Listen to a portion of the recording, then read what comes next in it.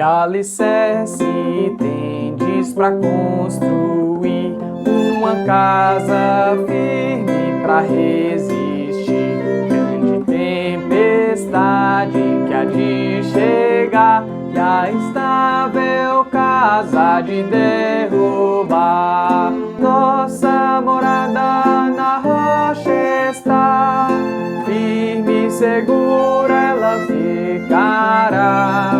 Quando o temporal contra ela der, há de resistir todo o seu poder. Como faz a areia na fundação, fazem nossas obras na salvação. Pois alguém que só em si mesmo crê no Senhor Jesus ainda não tem fé. Nossa morada na rocha está, firme e segura ela ficará. Quando o temporal contra ela der, há de resistir todo o seu poder. Os cristãos, porém, que deveras creem, pelas obras mostram a fé que tem. Sua fé firmada no Salvador, da maior procelelho sem temor. Nossa morada na rocha está, firme e segura ela ficará. Quando o temporal contra ela der, há de resistir todo o seu poder.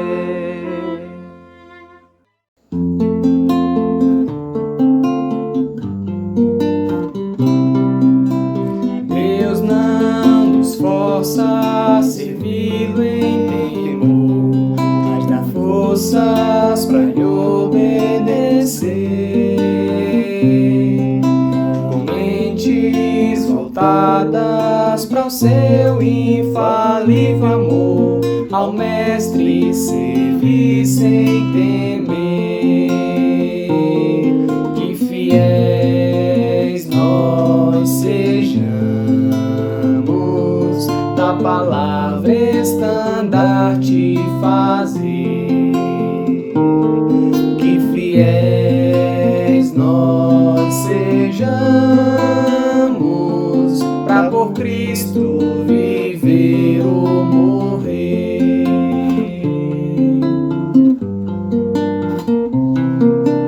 Quem não se envolve com coisas daqui é soldado que agrada ao Senhor, lutando, servindo, doando o melhor de si, em prova será vencedor.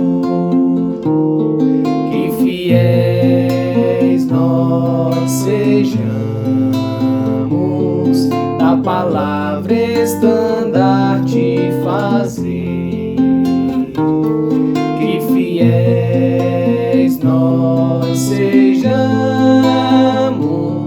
pra por Cristo viver ou morrer.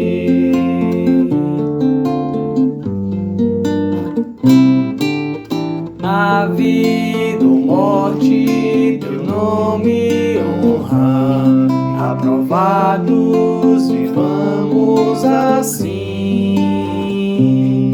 Ó, vem nossas vidas com fogo purificar, pra sermos fiéis até o fim.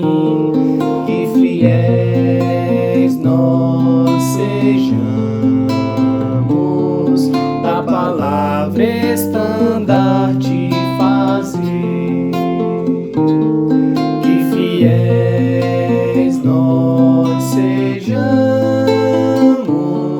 pra por Cristo viver ou morrer. Pra por Cristo viver ou morrer. Olá, amado ouvinte, amado ouvinte, a graça, a paz e a misericórdia do nosso Deus esteja sobre você e sobre a sua família. Gostaria de meditar hoje sobre duas passagens que envolvem pessoas em um barco. A primeira se encontra no livro do profeta Jonas, capítulo 1. A partir do versículo 4, Jonas, capítulo 1, a partir do versículo 4, diz o seguinte: Mas o Senhor lançou sobre o mar um forte vento, e fez-se no mar uma grande tempestade, e o navio estava a ponto de se despedaçar. Então os marinheiros, cheios de medo, clamavam cada um ao seu Deus, e lançavam ao mar a carga que estava no navio, para o aliviarem do peso dela. Jonas, porém, havia descido ao porão e se deitado, e dormia profundamente. Chegou-se a ele o mestre do navio e lhe disse: Que se passa contigo? Há agarrado no sono? Levanta-te, invoca o teu Deus, talvez assim esse seu Deus se lembre de nós, para que não pereçamos. E diziam uns aos outros: Vinde e lancemos sorte, para que saibamos por causa de quem nos sobreveio este mal. E lançaram sortes, e a sorte caiu sobre Jonas. Então lhe disseram: Declara-nos agora por causa de quem nos sobreveio este mal. Que ocupação é a tua? De onde vens? Qual a tua terra? E de que povo és tu? Gostaria, amado, de fazer uma pequena reflexão nesse texto antes. Como muitas vezes os cristãos agem igual a Jonas. O mundo, ele se encontra muito difícil, né? Todos sabem disso, a situação toda da pandemia, os lockdowns, a questão do emprego, o desemprego, melhor dizendo, e tudo que o mundo tem sofrido. Muitos cristãos têm agido de modo igual a Jonas. Está descendo para o seu porão e está dormindo. Ok? Está descendo ao seu porão e está dormindo. Se você conhece o livro de Jonas, você vai saber que Jonas estava fugindo da responsabilidade de levar a palavra de Deus para um povo estrangeiro, um povo que Jonas não gostava, mas que Deus disse: Eu quero que você pregue para eles. Eu quero que você vá lá e pregue para eles. E Jonas disse: de maneira nenhuma. Não prego, não prego, não prego. E aí a ideia aqui, infantil até, do profeta de fugir de Deus, né? Onde acabou colocando outras pessoas sobre o seu problema. Esses marinheiros que nada tinham a ver com a história toda. Mas perceba que esses marinheiros foram muito mais fiéis do que Jonas. Afinal de contas, quando a situação ficou ruim, cada um começou a clamar ao seu Deus. Cada um começou a pedir coisas ao Deus que eles adoravam, ou aos deuses a que eles adoravam, ao Deus da terra, ao Deus do ar, ao Deus que manda chuva, né? Ao Deus que protege, ao Deus da batalha, ali por aí vai, vários deuses. Mas deixa que nenhum deles os ouviu. Obviamente que Deus tinha um propósito. Deus, sendo o único Deus verdadeiro, o único digno de adoração, não permitiu que nenhum outro ser entrasse ali na história. E então eles chegaram a determinado momento e lançaram sortes. Exatamente que sorte foi essa, mas não sabemos direito. Só sei que Deus permitiu que apontasse para Jonas, do qual já havia sido repreendido pelo capitão que estava lá dormindo tranquilamente. Ele estava com o coração tão endurecido a ponto de desejar a morte daqueles marinheiros, a morte dele mesmo, mas ele não iria cumprir a tarefa que Deus o havia designado, o havia chamado, o havia mandado, não é? Um coração muito duro.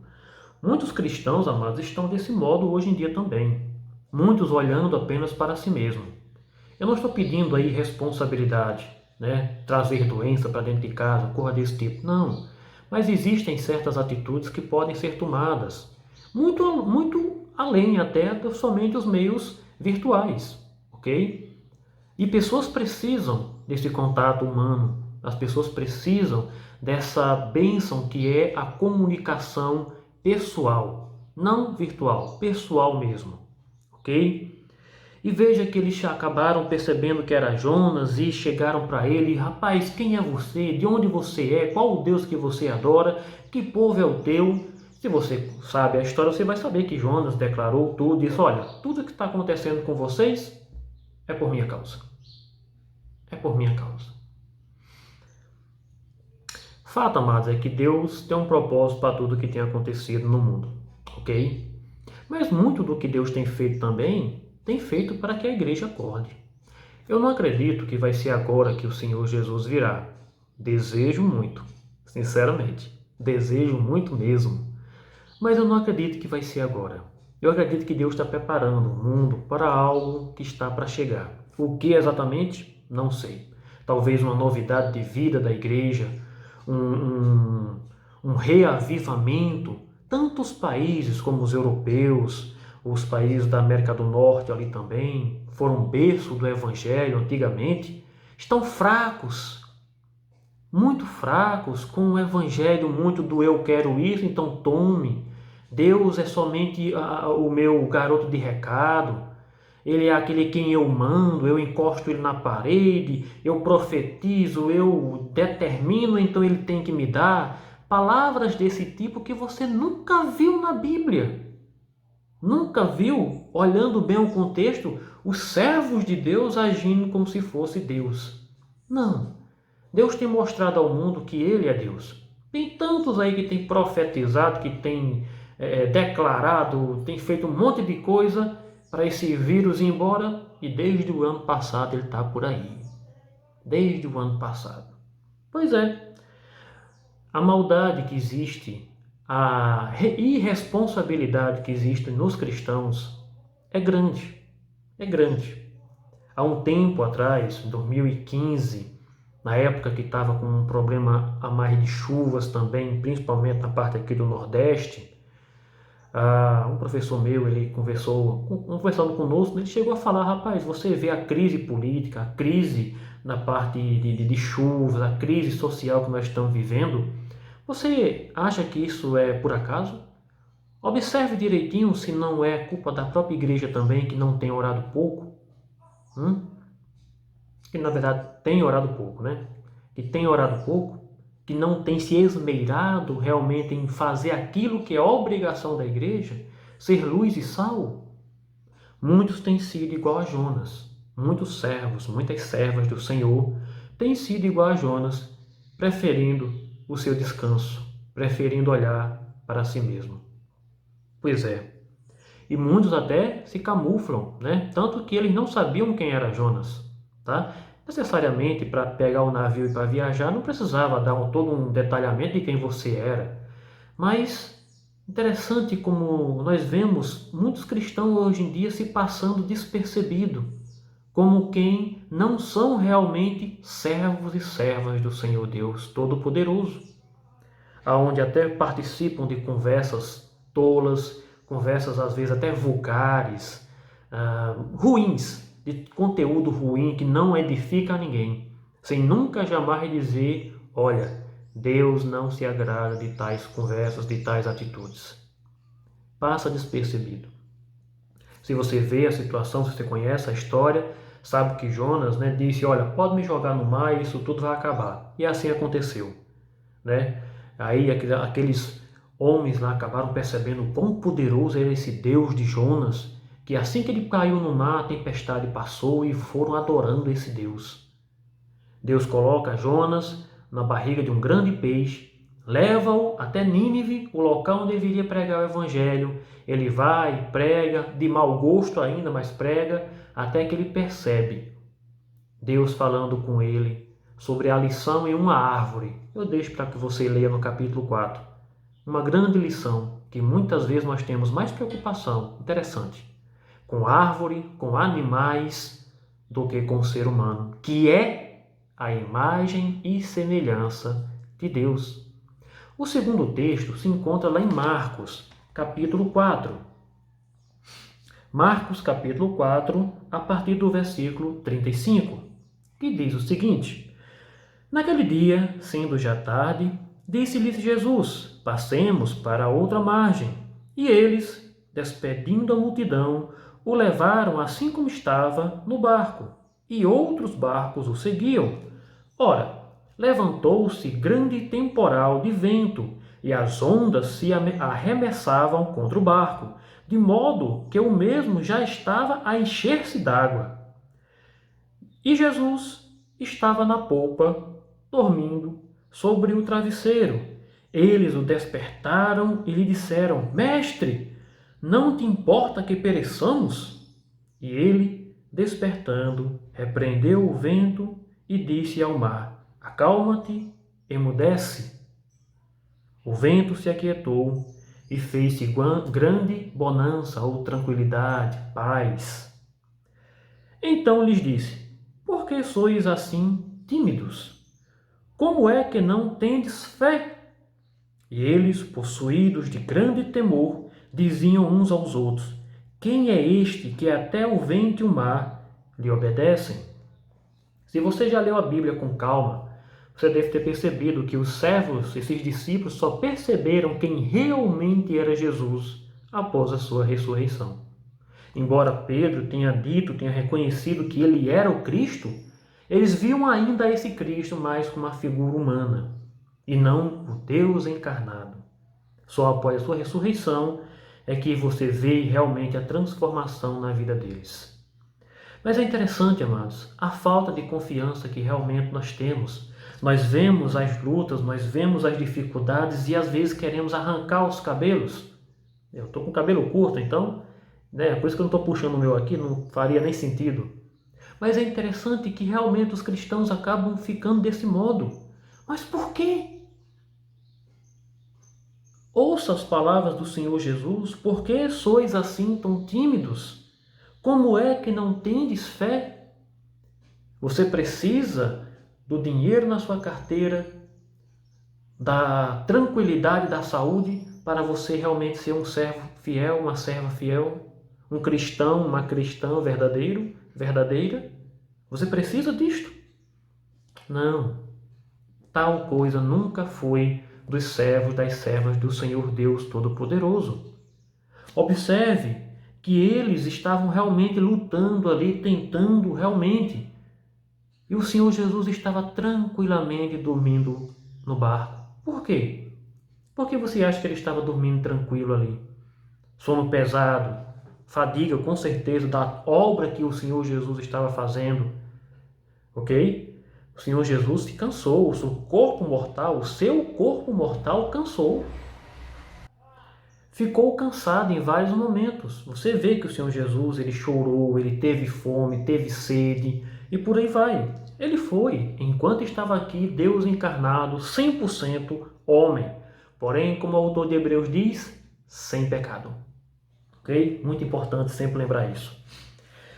E ele estava lá dormindo tranquilamente, o povo lá, aquele negócio todo, eles já tinham visto o Senhor fazer milagres, curas maravilhosas, e o povo, no entanto, com a fé tímida, uma fé não alicerçada no Deus Todo-Poderoso que nós temos.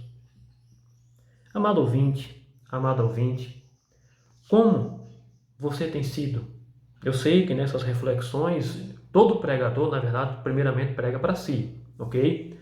E eu tenho feito as minhas reflexões, não tenho a mínima dúvida disso, tá? Eu tenho visto, a palavra de Deus tem falado muita coisa comigo, muito mesmo. Mas permita-me colocar para você neste momento, certo? Como tem sido a sua vida? Você tem sido um crente rebelde como Jonas? Tem sido uma pessoa irresponsável, vendo os outros necessitando de ajuda, necessitando de uma palavra que vá abençoar a vida deles, talvez ser instrumento de Deus para a salvação de uma pessoa, e você está guardando isso para você mesmo? Ou você está como os discípulos aqui no barco com Jesus, todos temerosos, olhando a situação, enquanto sabe que tem um Deus poderoso, um Deus maravilhoso a quem você pode recorrer? Sim, eles recorreram a Jesus em bom tempo, mas veja a repreensão que o Senhor lhe deu. Eles não iriam morrer, eles deveriam continuar firmes, com fé, orar a Deus, rogar com força. Não aconteceu hoje, vamos continuar orando, talvez amanhã. Não acontece amanhã, continuamos orando, talvez semana que vem. Não aconteceu semana que vem, continuamos orando. Se for da soberana vontade de Deus, as coisas serão colocadas conforme nós pedimos ou não. É sempre importante isso, porque tudo que nós desejamos deve, antes de tudo, glorificar ao nome do nosso Deus. Como o apóstolo Paulo disse, quer comamos, quer bebamos ou façamos qualquer outra coisa, tudo deve ser feito para a glória de Deus. Para a glória de Deus, ok? Quando você não tem fé em Deus, verdadeiramente você vê a sua própria alma, seu próprio ser ficar triste, endurecido, ressequido. Nós não podemos ser assim. Nós não podemos agir dessa forma. Nós não podemos ser igual a Jonas mesmo, que estava tão preocupado com a plantazinha lá. Leia lá a história, tá?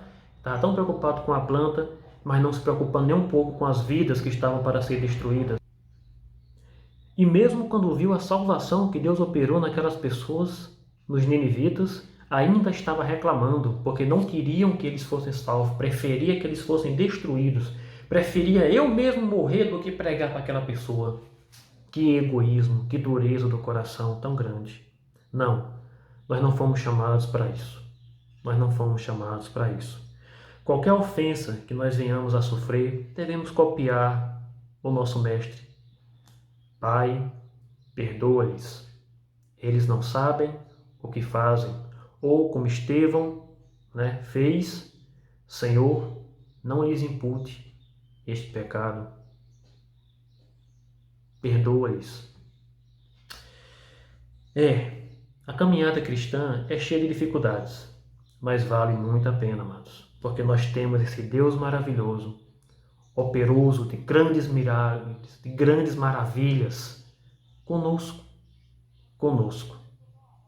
Ore a Deus, rogue a Ele, tenha confiança nele, para a glória de Deus Pai. Vamos orar? Soberano Deus, eu rogo que o Senhor quebrante o nosso coração a cada dia, que possamos realmente ser servos e servas que venham a glorificar, exaltar o Teu nome enquanto vivemos no que quer que façamos. Deus, seja com aqueles que estão em casa, temerosos, talvez faltando mantimento, talvez, Senhor, faltando uma palavra amiga. Mostra-nos essas pessoas e ajuda-nos a abençoar essas vidas com as nossas vidas. Permite-nos, Pai amado, ser instrumentos usados pelo Deus Todo-Poderoso para até mesmo salvar almas. Eu sei que a salvação vem de Ti, mas é um privilégio enorme sermos usados para isso. Por favor, Pai, usa-nos. Abre as portas necessárias para que possamos pregar o Evangelho com confiança, sem timidez, com ousadia também, glorificando ao Teu nome. Meu Deus, eu Te agradeço por Tua palavra, que tanto nos ensina. Fortaleça os Teus servos, fortaleça as Tuas servas também. Dê-lhes força, dê-nos sabedoria, para sempre glorificarmos o Teu santo e poderoso nome. Em nome de Teu Filho Jesus eu peço. Amém. Deus abençoe a todos.